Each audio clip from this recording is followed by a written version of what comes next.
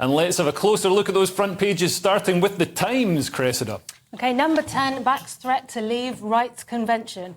Braverman delivers warning shot to Strasbourg. So Suella is saying that we just might leave altogether, and number 10's gone, yeah, all right, fine, we could do that.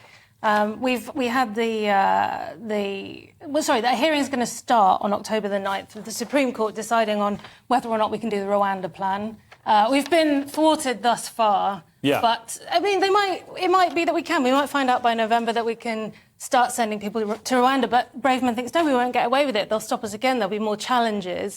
So we might just leave and do our own thing. And she makes the point that, look, we can do human rights on our own. We don't need them. Look at Japan. They're doing fine, she says. So, I mean, this could be brinkmanship. This could be sabre-rattling by Suella and by number 10 to try and force the Supreme Court to do our bidding, which seems fair, after all, Lewis. I mean, it's what the elected government in the UK has decided to do. So why is Europe making decisions for us? Why are we even thinking about those people? I mean, it's not right for me to say because I'm an American and I just think Europe is just like garbage.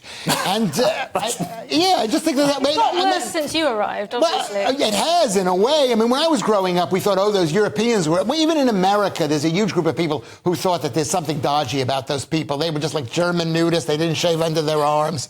They didn't use deodorant. We knew that they were no good. Even though lately I don't, I like a girl that doesn't shave under her arms or use deodorant. So there's not much entente cordiale here. I mean, Chris. No, they're bad. Are you asking me to come back to that? Yeah, please. I don't know if I can. What was your point? You would let people go to Rwanda if they didn't shave their arm. What? I would say this. There's two groups. The war is going on, and the war basically is us as British people, GBNews, us British people, versus Europe, which calls themselves the World Economic Forum. But what they really mean is, it means European. It's the attitude of the Germans and the French combined. And that's what the World Court is. Where is the World Court? It's in Strasbourg. That's in French. Yeah. France. And I mean, the Brexit was the UK decoupling itself from Europe. Yeah. Obviously, the ECHR is separate to that, and it predates the European Union. I am not saying. Can I apologise to people out there? I'm not saying that Europe is all bad. There's lots of good stuff there. Yeah. But we have to make a choice. Do you stand for Britain, or do you stand for some kind of global rubbish, open borders stuff? Can't we stand for both? Anyway, there's another story in there, from things that matter to things that antimatter. Yeah, well, this is antimatter falls in line with the theory of gravity, and that's where I stop reading.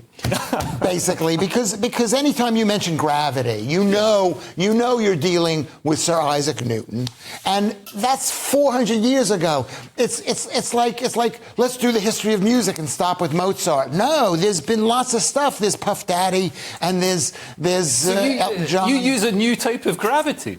Yeah, gravity is the least important force of nature.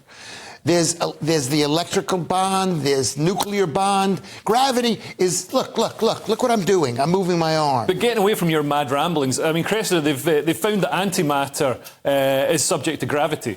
It obeys the law of gravity. Day, haven't they? I'm still trying to struggle with what it is. Antimatter is a mirror version of ordinary matter. It's good, isn't it? Yeah. Some of the basic properties, like electrical charge, are reversed. I don't know what to say about this. It's like opposites world. It's like opposites world, yeah.